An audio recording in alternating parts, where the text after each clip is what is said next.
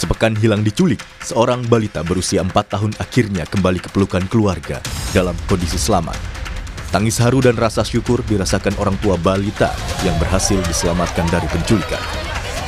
Korban ditemukan pada Sabtu, 8 November 2025 di Kabupaten Merangin, Provinsi Jambi, setelah hilang selama sepekan. Dari hasil pemeriksaan kesehatan, tak ada tanda-tanda kekerasan fisik maupun trauma psikologis pada korban. Dalam kasus ini, polisi telah menetapkan 4 tersangka yang berasal dari sejumlah daerah. Polrestabes Makassar mengamankan SY sebagai pelaku utama, membawa korban dari TKP ke kos pelaku di Jalan Abu Bakar Lambogo, kemudian menawarkan korban melalui medsos Facebook. Ada yang berminat dengan korban, pembelinya atas nama NH.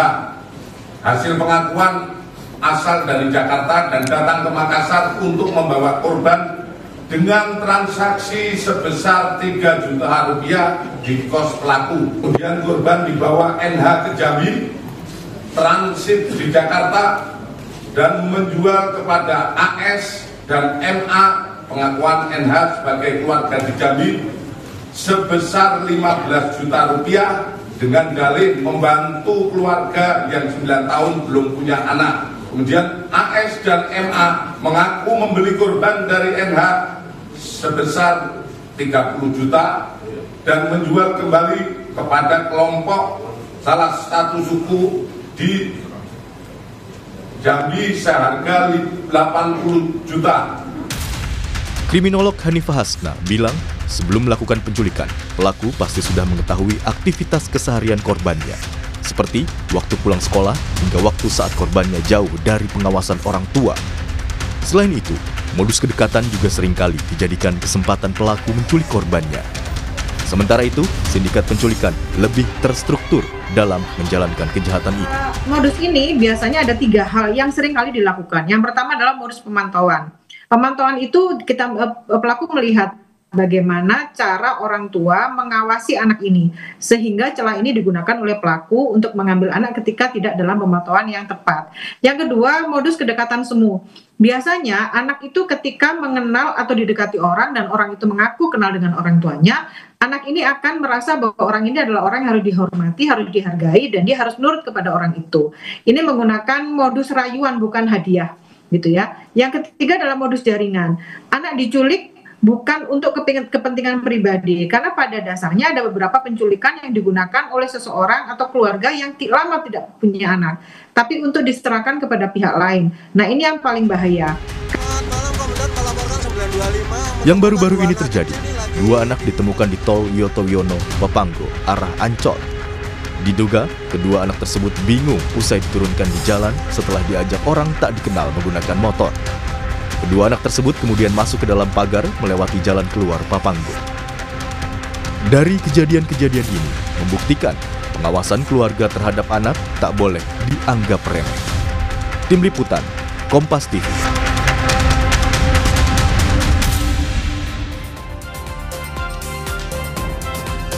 Kasus penculikan anak semakin terstruktur, bahkan melibatkan pelaku dari lintas provinsi. Apa saja modusnya dan bagaimana sindikat ini bekerja? Kami akan tanyakan kepada narasumber kami, Kapolrestabes Makassar, Kombes Arya Perdana yang sudah hadir melalui sambungan daring. Selamat pagi, Pak Kapolres. Selamat pagi, Mas Perwana. Baik. Pak, ini kemarin ketika kasus terbaru soal anak berusia 4 tahun di Makassar yang akhirnya kembali ke orang tuanya, ini kan kemudian menjadi sorotan publik gitu ya. Bahkan ada 4 pelaku dengan 3 tahapan pembelian gitu ya, dari mulai SY, kemudian ada NH, MA, dan AS. Nah, kalau SY ini kan katanya baru pertama kali, Pak. Tapi yang 3 pelaku lain, ini yang si NH, kemudian MA, AS ini sudah berkali-kali. Nah, kalau Anda melihat ini seperti apa sebenarnya? Mereka ini punya sindikat, apakah punya jaringan atau punya kaitan satu sama lain? Iya, terima kasih Mas Brana. Jadi yang harus kita ketahui pertama adalah bahwa setiap pelaku selalu akan berupaya untuk membela diri. Nah, kami memang mendapatkan keterangan dari pelaku pertama itu mengaku baru 1 kali, gitu ya. Tetapi kalau dari gelagatnya sih mungkin sudah beberapa kali. Tapi ini masih kami dalami. Nah, modus yang dilakukan sendiri juga cukup profesional, yaitu mendekatkan anak kandungnya kepada si korban, gitu. Sehingga bermain begitu ya. Nah, begitu sudah mulai akrab bermain, lalu korban dibawa begitu. Nah, ini juga menunjukkan satu modus yang memang tidak biasa gitu ya. Tadi ada dijelaskan beberapa modus, tetapi ini juga salah satu modus di mana memberikan pancingan kepada korban untuk bisa mendekat secara cepat, yaitu dengan sesama anak kecil. Nah, kemudian yang kedua kita juga melihat ada pergerakan di media sosial bahwa penawaran untuk menjual anak ini itu tidak face to face, tidak juga secara konvensional, tetapi dilakukan dengan menggunakan media sosial yaitu Facebook dan akun yang memang sudah khusus digunakan untuk mereka-mereka yang ingin melakukan adopsi anak secara ilegal. Nah, dari akun tersebut lalu ada yang nyambung gitu ya dan datang kemari, datang ke Makassar dan berinteraksi serta melakukan transaksi gitu ya. Nah, ditanya sama si pelaku pertama ini berapa, lalu dibayar 3 juta rupiah, dan anak itu memang langsung dibawa ke Jambi. Nah, dari situ juga memang ada beberapa anak yang memang sangat antipati terhadap orang asing. Tetapi kebetulan korban Bilkis, anak Bilkis, anaknya juga cukup supel, cukup ceria, dan dia bisa gampang berkomunikasi dengan siapapun ya. Nah, sehingga ini juga merupakan satu kemudahan bagi si pelaku kejahatan untuk dapat mengambil ya anak ini untuk dibawa ke tempat lain untuk dijual. Nah, setelah dari situ di Jambi juga ketemu dengan pelaku yang lain, pelaku ketiga dan keempat itu, dan mereka sudah ada jaringan khusus memang ya untuk melakukan penjualan terhadap orang yang memang sudah memesan dari beberapa waktu sebelumnya, sehingga ini merupakan jaringan yang terorganisir ya. Mereka tahu harus kemana, mereka juga tahu harus menghubungi siapa, mereka juga sudah tahu berapa angka yang harus diminta. Nah, itu merupakan satu jaringan terorganisir sampai akhirnya berada di Jambi dan dijual ke pembeli terakhir. Jadi jaringan ini mulainya dari NH ya Pak ya. Kalau untuk SY ini memang lone ranger gitu ya. Mungkin hanya pelaku yang berlaku sendiri, bukan jaringan karena match-nya di media sosial seperti itu. Iya, jadi namanya jaringan itu memang tidak harus selalu terkoneksi, tapi mereka bisa menggunakan orang-orang yang mereka inginkan dengan janji-janji tertentu untuk merekrut atau untuk melakukan sesuatu sehingga jaringan ini bisa tercover gitu. Nah, misalnya si pelaku yang kedua tadi ya, dia mencari anak yang mau dijual gitu. Tinggal mereka sebar di Facebook di akun itu, tolong carikan saya anak usia sekian gitu ya, dengan kondisi begini gitu. Sehingga nanti dari situ seperti sayembara begitu ya, seperti ditawarkan kepada siapa yang bisa, lalu yang bisa menghubungi saya gitu. Nah, memang orang-orang yang paling tingkatan bawah ini dia tidak langsung terkoneksi kepada jaringan, tapi jaringannya itu sudah di level yang kedua, ketiga, dan keempat. Oke, baik. Kemudian seluas apa penemuan Anda, Pak Arya, terkait dengan pelaku yang kedua dan ketiga, keempat? Ini mereka sudah lintas provinsi atau mungkin juga punya jaringan internasional juga, Pak? Yang jelas yang kami dapatkan dari keterangan para pelaku, kalau jaringan nasional sudah pasti kita ketahui karena memang dari Makassar melalui Jakarta ke Jambi, gitu ya. Dan akun ini kan sifatnya bisa dilihat oleh siapapun ya, namanya akun di media sosial di Facebook ya itu ya. Dan kalau kita bilang jaringan internasional, maka kami masih mendalami itu. Tetapi yang jelas jaringan secara nasional sudah pasti ada gitu ya, karena si pelaku kedua ini bisa kontak sampai ke Makassar dan membawanya ke Jambi. Artinya mereka sudah ada orang-orang yang dikenal. Iya, seperti yang saya bilang tadi pertama, sudah tahu siapa yang dihubungi, karena kan ini kan rahasia begitu ya. Mereka tidak mungkin bisa berkomunikasi pada orang-orang yang tidak mereka percaya, termasuk soal angkanya gitu. Oke, baik. Pak Arya, terkait dengan terakhir ini kan posisinya anak Bilkis ini kan ada di Jambi dan bersama dengan suku anak dalam gitu ya, dibeli seharga 80 juta. Nah, ini kemudian waktu itu bagaimana Pak proses bisa persuasi dengan suku anak dalam ini sehingga mereka bisa menyerahkan ya ke kita gitu? Ya, kami tentu berkoordinasi dengan Polres tempat, dengan Polsek setempat, ya, kepolisian setempat untuk bersama-sama masuk ke pedalaman tersebut. Nah, kami juga berkomunikasi dengan tetua-tetua yang ada di sana, orang-orang yang dituakan dan juga yang berpengaruh untuk membantu kami menjelaskan kepada pihak yang sudah menguasai anak Bilkis untuk bisa mengembalikan anak Bilkis kepada kami dan dibawa kembali ke Makassar. Dengan ya negosiasi dan komunikasi diskusi yang cukup alot, tapi akhirnya mereka paham bahwa ini prosesnya juga ilegal begitu, sehingga mereka walaupun dengan rasa yang cukup sedih bagi mereka ya gitu ya, karena sudah beberapa hari dengan Bilkis, mereka melepaskan anak tersebut. Nah, ini kemudian yang jadi pertanyaan juga Pak Arya, kami penasaran terkait dengan suku anak dalam ini yang kemudian bisa gitu ya membeli anak dalam tanda kutip seharga 80 juta. Apakah memang murni mereka ingin mengadopsi anak secara ilegal atau memang ada tujuan lain seperti misalnya dikatakan oleh ibu dari Bilkis ini ada kemungkinan mereka ini terkait dengan jaringan internasional?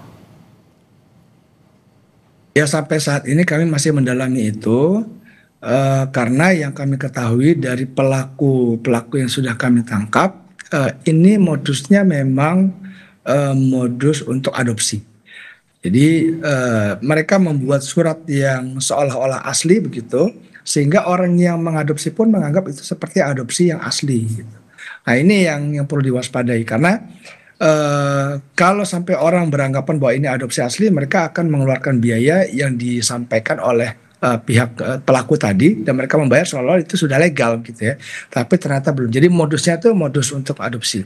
Nah, terkait dengan jaringan internasional atau akan digunakan untuk kejahatan lainnya, kami masih melakukan pendalaman terhadap hal itu.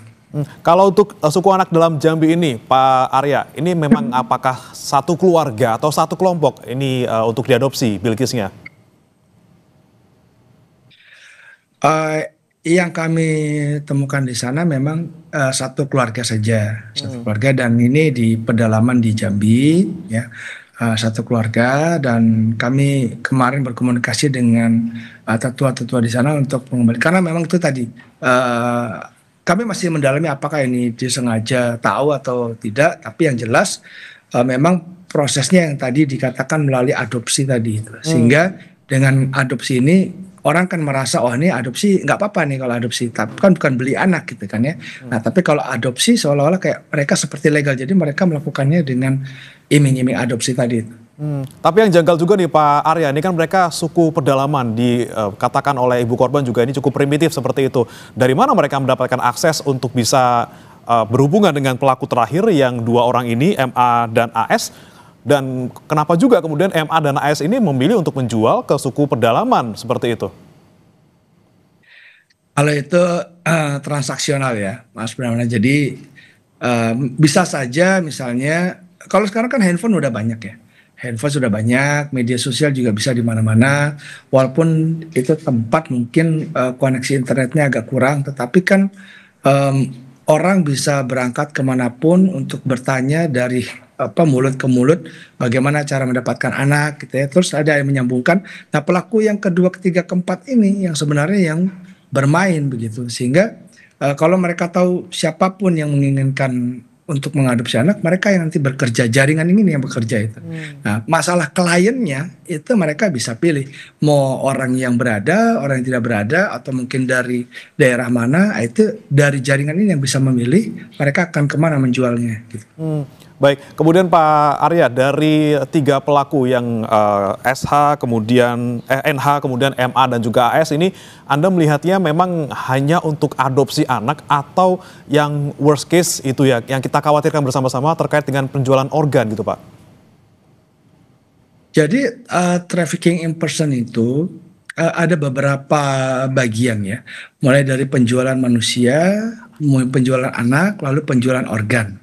Nah, kami sepanjang yang kami ketahui untuk kasus ini ya, dengan kasus ini itu memang dilakukan modusnya dengan cara modus adopsi. Tetapi kan tidak menutup kemungkinan kalau misalnya mereka sudah bentuk jaringan, nanti ada modus dengan pemaksaan, dengan penipuan, dengan kekerasan.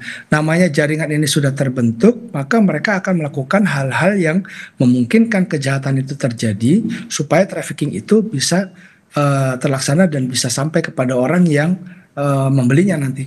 Dan tujuan trafficking ini adalah untuk mengeksploitasi sebenarnya. Jadi eksploitasi manusia. Nah, yang kita lihat ini eksploitasi manusianya itu adalah dengan modus adopsi. Tapi bisa juga nanti jaringan ini misalnya adopsi sudah tidak laku. Karena yang kami dengarkan dari keterangan pelaku adalah 9 kali penjualannya bayi. Kan gitu. Yang satu anak gitu. Sedangkan yang pelaku kedua itu sudah 3 kali melakukan. Nah, kalau bayi kan ya misalnya diserahkan kemana, tentu kami belum tahu ini apakah bayi itu memang benar-benar diadopsi atau ada tindakan lain, ini masih kami dalami. Tetapi kemungkinan yang ada dalam tindakan-tindakan melaksanakan perdagangan orang itu kemungkinan saja bisa terjadi di setiap jaringan.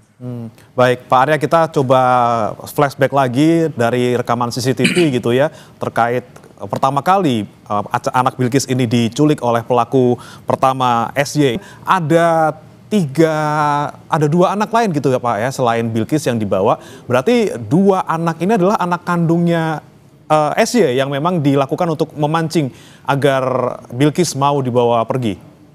Iya begitu, keterangan dari pelaku demikian.